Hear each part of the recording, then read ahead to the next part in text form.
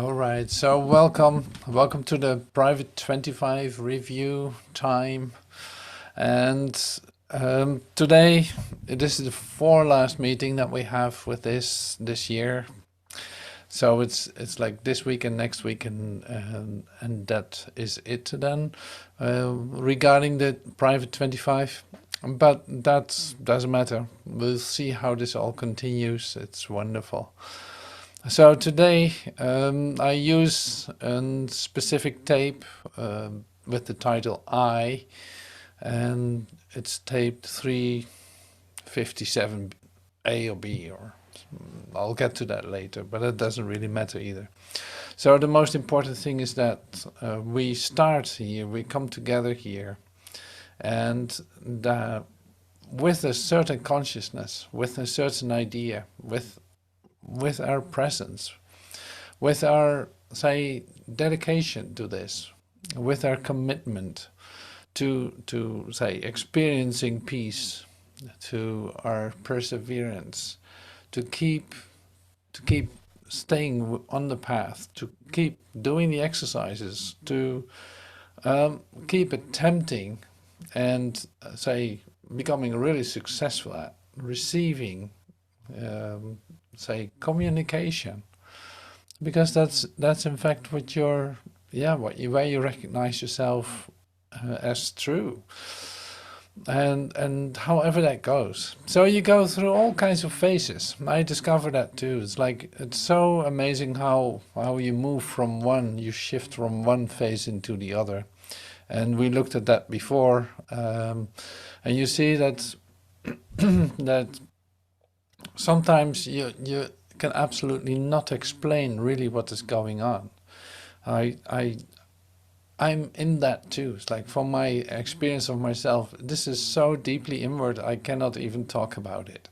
I cannot talk about what is going on, and it has everything to do with even letting go of another layer or whatever. I don't even want to get into it and what that exactly should be or how to define it or anything. But sure, it is amazing. So one of the things that I love to share today too is this, is like, once you start teaching this, so whether that's like directly the Infinite Way, or A Course in Miracles, or New Testament Jesus, which is in fact what Joel teaches too, and what A Course in Miracles is, if you take it right. It's like, then if you start to teach this on a regular basis, well, that has an impact too. That is quite something. It's really beautiful how things, say, integrate in you, and how easy you can get to, say, direct expression or direct inspiration, or say, I have a little chat with someone, a healing talk with someone. I sit with a person completely upset, like today, like there was somebody completely upset, and you see in asking for help, not knowing how to respond to it whatsoever, but say bringing in such a deep recognition of, oh my God, you're in such good hands. Oh no, it's so great that your world is collapsing. No, it's so great that you cannot stand this place any longer. No, it's so wonderful that you finally collapsed, that you didn't try to, to me it all sounds like music in my ears. And in that, you can actually extend a comfort that is absolutely not of this world, and which is really amazing. So it's like, that's miraculous how much comfort that brings. The certainty that this is working, the certainty that I and my Father are one in this moment. All I need to experience and all I need to know. That is amazing. So this certainty is growing by expressing, like I do this now a lot. Like, I never did it this much as in the last couple of years or so. It was like continuously extending this, continuously reading, studying, preparing, and also like sitting still and allowing something to occur, and all this is to grow your certainty. The certainty is already given you. You don't have to make it, but it's just as an experience of communication. It's like some things just cannot be in the same place when you receive that. So it's like it's being imparted in you, but in order to let it be imparted, you will have to be empty-handed. If you come up with still with ideas, then it cannot enter. It cannot come to you. Now, and this is not always an easy process. Like it's not always an easy, say, experience for yourself. So you go through things in order to get to the place where you're finally open to receive what is actually knocking on the door, so to speak, asking. Like it wants to come in, but you cannot receive it yet because you, for your sense of safety, even though it's not true, you need to hold on a little bit longer until you know for sure that you want to let it go. That's completely normal. Like that's also, it's okay. Take your time. But at the same time, the release is incredible. So while letting go of that, what you have been holding on, you see that the pain is immediately gone. That what was so excruciating suddenly, say, yeah, dissolves. And it is like, that was so easy. That was so easy. The holding on was so difficult. Why did I do that for so long? Now, teaching, this is always interesting to me too. It's like teaching that there is no world, for instance. Teaching, demonstrating it by actually coming into the experience of it yourself, seeing your world dissolve, and having actually no appetite for anything in it, but really as your own experience, you see that things start to shift and change too in your life, like things reformulate, and you have no idea. Like that brings up to a certain degree a human uncertainty, or an uncertainty where you always stopped and looked and grabbed for something to secure yourself. Now not doing that is then a huge step, because suddenly you move into a new area where you haven't been before. And so layer by layer you sink deeper into that, in which you feel the true comfort coming to you in this process of letting go of any kind of desire for anything that is temporal, in fact. While still in the middle of everything, it's not that I'm not participating or that I'm not doing things or that I'm not going to a shop or stuff like this. No, that has nothing to do with that. I can be everywhere. But now it's like, I don't need any of it. I don't need any of it. I'm in certain places, but I have no desire for anything in that, like as if that would fulfill something that I don't have, or would supplement me in this moment that is already perfect. And another way of saying, see, this can be expressed in so many ways. Another way of saying then is to come into it's like a dedicated practice to be here now and not anything else. To be present here.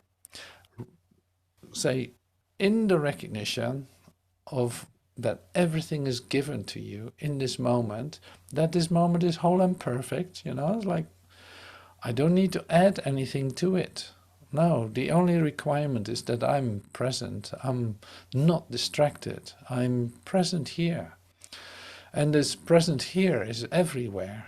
It is not, say, tied to a location or a time of the day or something. No, this is really my practice.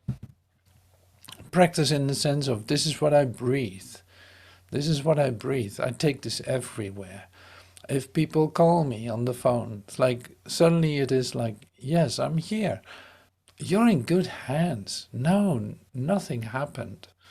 It's like that's the point where I meet them. That's the point where I meet myself. I can bring in my certainty because it is in fact what is given to me.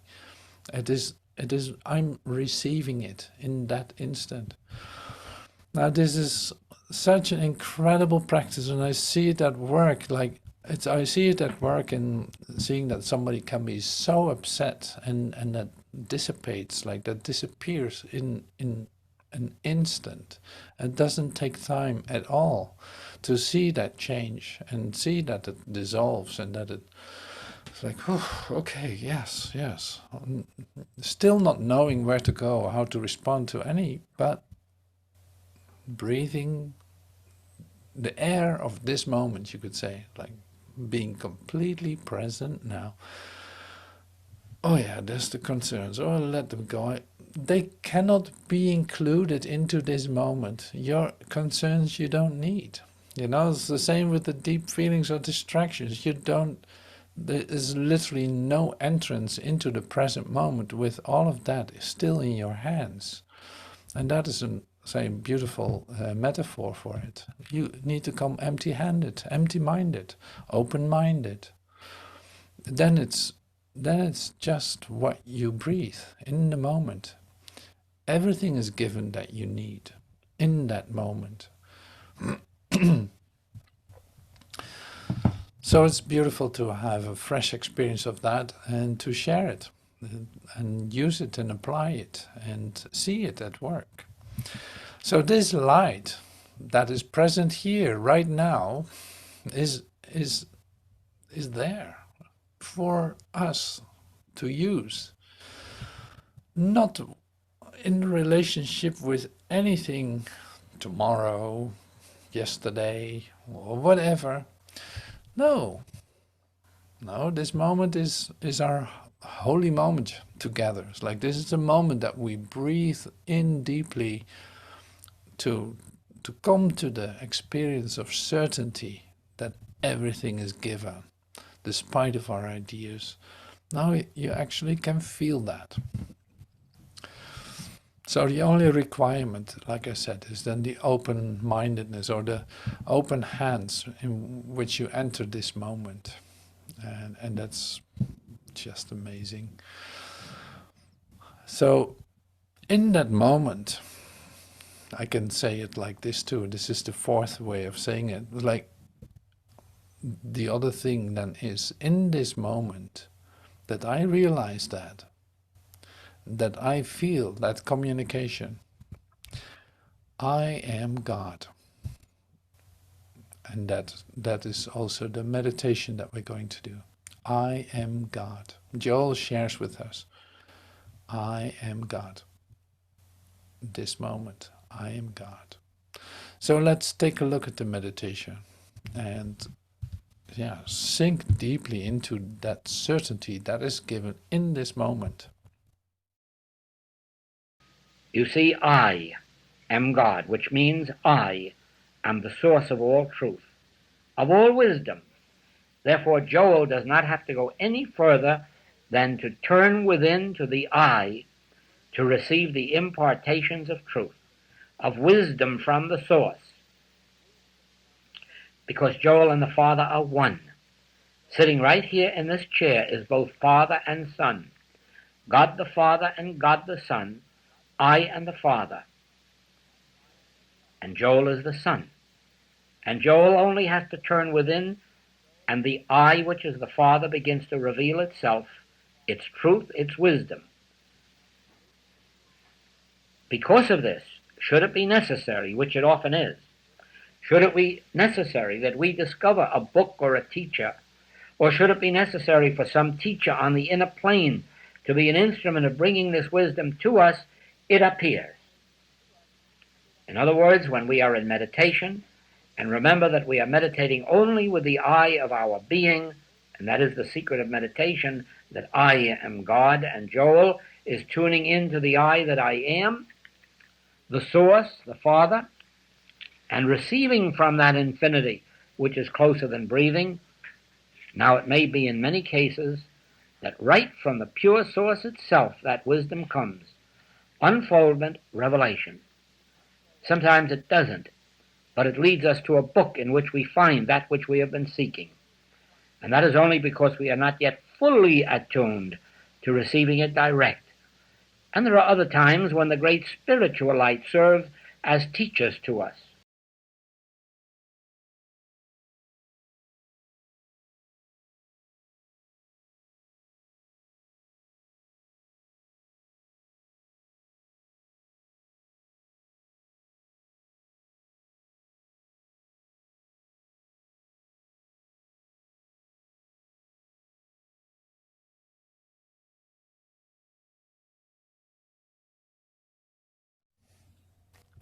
Right, thank you. Thank you everyone for joining. Thank you for joining in this meditation. See, and here we are in our still moment. So this is your say practice of becoming still in this moment and letting this moment be complete. Like this moment is complete. So if there's anything you need to know, it will be given in this moment. If there's anything that needs to be done, it will be given in this moment.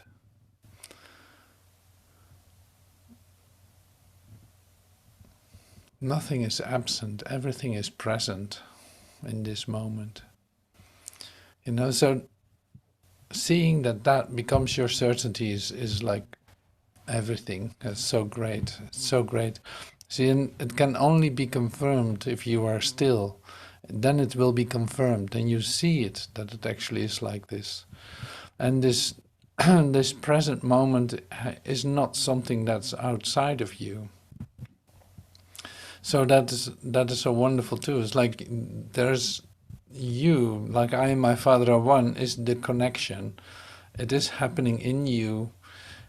Because you're not what it appears to be. You're not that where you are distracted by. You're not any idea that you have about yourself. You're all of that not. You know, you're not that. So what you are is nothing to do with any description or any temporal idea. And that makes this moment, you could say, complete. Because it is not distracted, it is not separated, it is not fragmented. No, it's whole. It's whole. All right, so I emphasize that a lot now because it comes up, because it's such, you could say like it's such a healing tool to be present here, to be fully aware that that is the place where you are. So then you are, say, one with God. Then you are God. Then that what is given can be extended. Then you see that there's only one of us. You know, so everything comes together in that moment. That's why it's like that's yeah, you cannot even say a healing tool. It is your presence. It is what is occurring. So to give words to it is one thing. Even that isn't necessary. So I try to, but let me see. I saw some expressions in this talk of Joel. I saw some expressions, and I just want to bring them to the surface. These are expressions in which Joel says, "You see that." So he is talking about his vision, in fact, like that, what he is experiencing. This and this and that, and then you see that. Okay, so let's see in this, let us see then in this talk what he shares.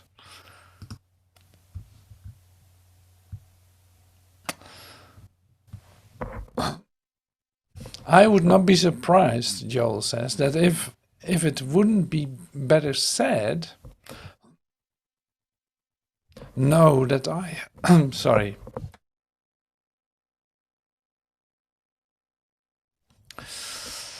know that I am God. I would not be surprised that if it wouldn't be better said, know that I am God, and then be still and let the awareness that the I of my being is omnipotence, omniscience, omnipresence, and then let it perform its work. Like, I wouldn't be surprised that if it wouldn't be better said, know that I am God, and then be still and let the awareness of the I of my being, letting that come to you and perform its work as being the omnipresence, omnipotence, omniscience, all of that. Let it let it perform its work. Let it show its wholeness to me, is what I would say. It's like, let its wholeness show that to me. Now Joel says here something. Do you see why you cannot talk after this wisdom comes? It's like, what is there to say, in other words? What is there to say when you experience the omnipresence? So here we go. I'm getting out of this. So what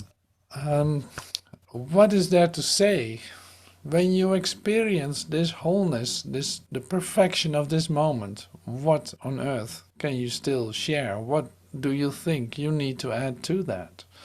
Nothing. No. So if you're deeply into the experience of that, words are of no importance.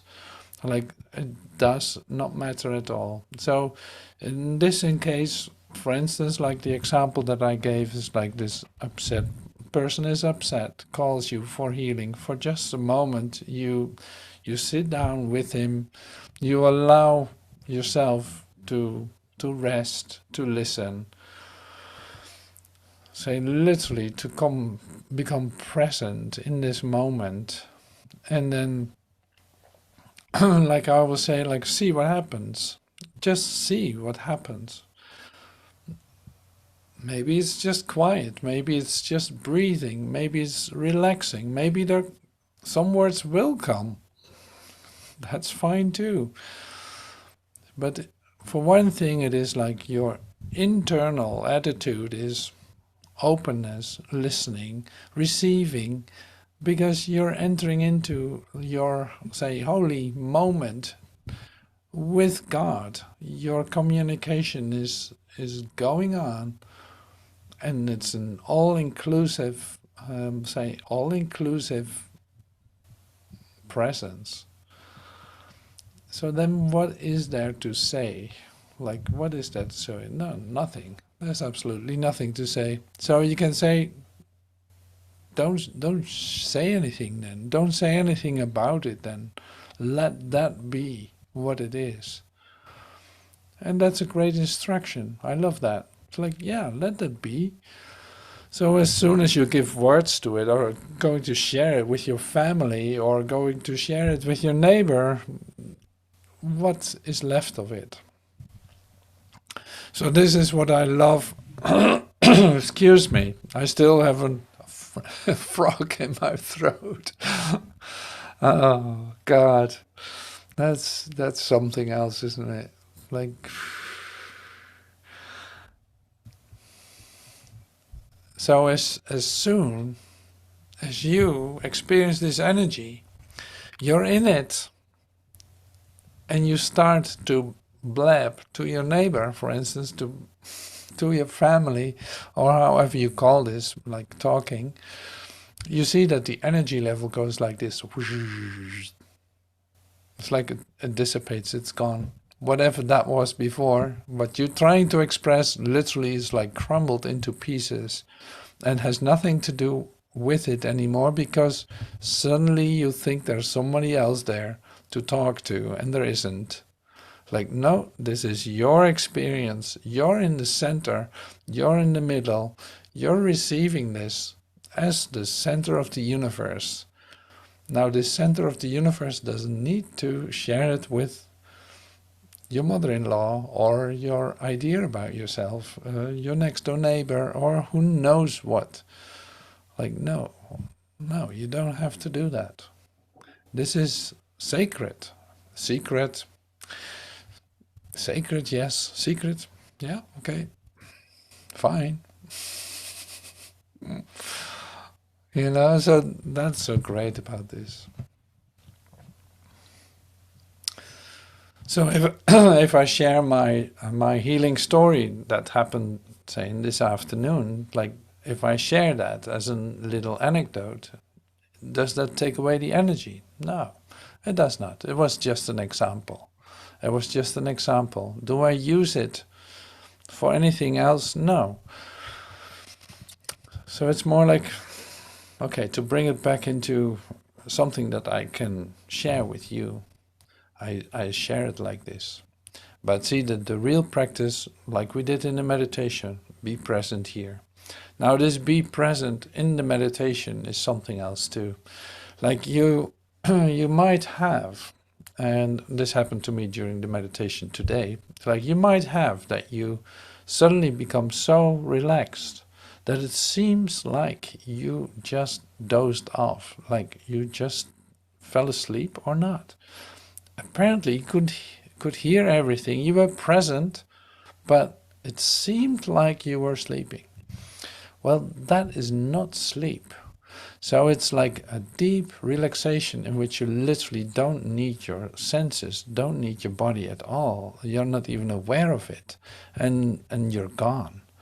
So that experience is like good to recognize. It's like, no problem. It is not sleeping.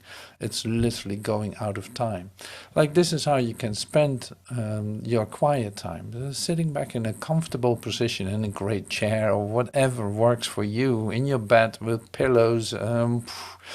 If you do rather prefer the lotus, that's fine too. It really does not matter. See, the thing is, are you comfortable in a comfortable position to be taken out of here, just to have a moment in which you let it just completely be. Let yourself be completely taken by this moment.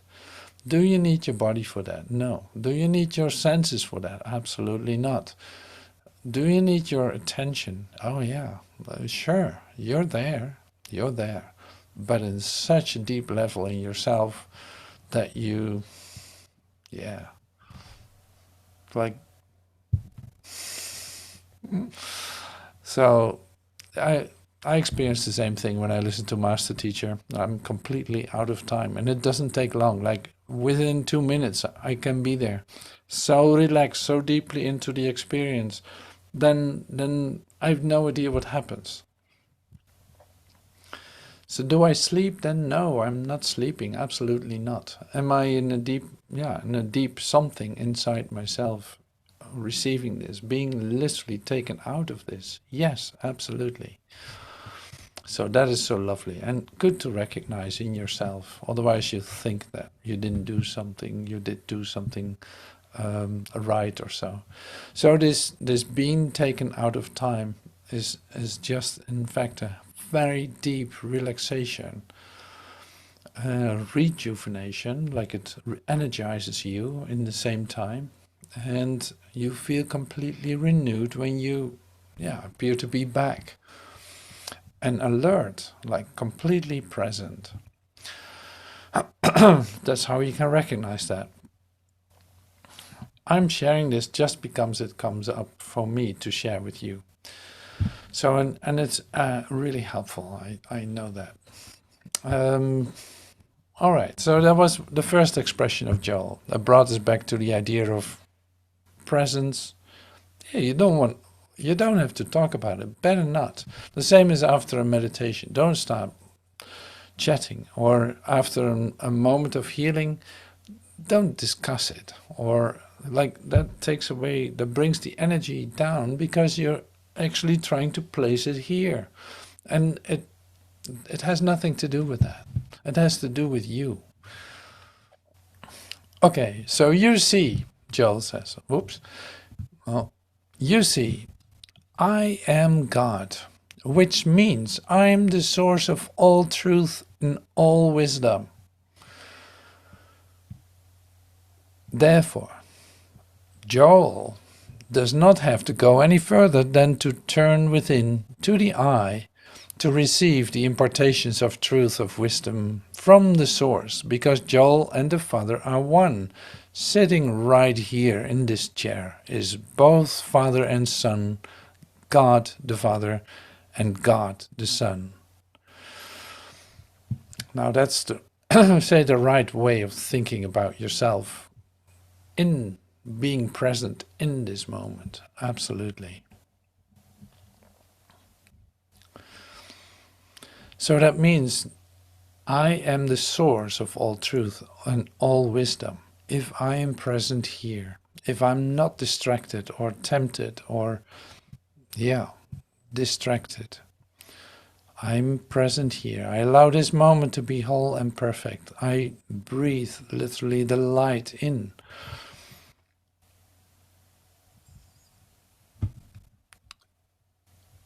So I can share anything. I extend it. Okay, so moving further.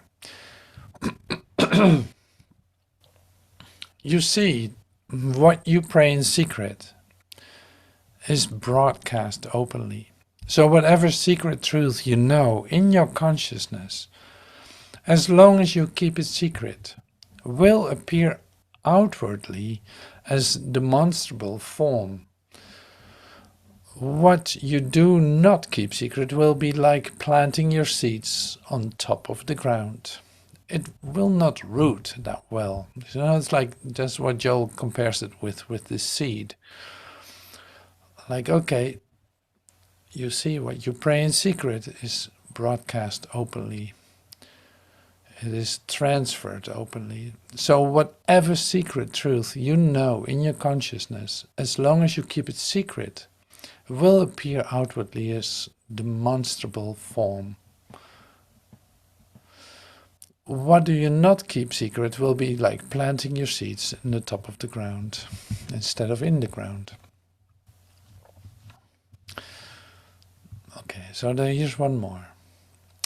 Now you see, if you only knew what can happen in your life in a few months' time, if the seed is buried deeply within yourself and kept buried, kept secret and kept sacred.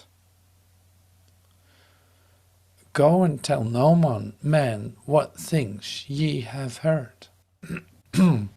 So Joel emphasizes this a lot. So that's great. It's like now you see, if you only knew what can happen in your life in a few months' time, if the seed is buried deeply within yourself and kept buried, kept secret and kept sacred.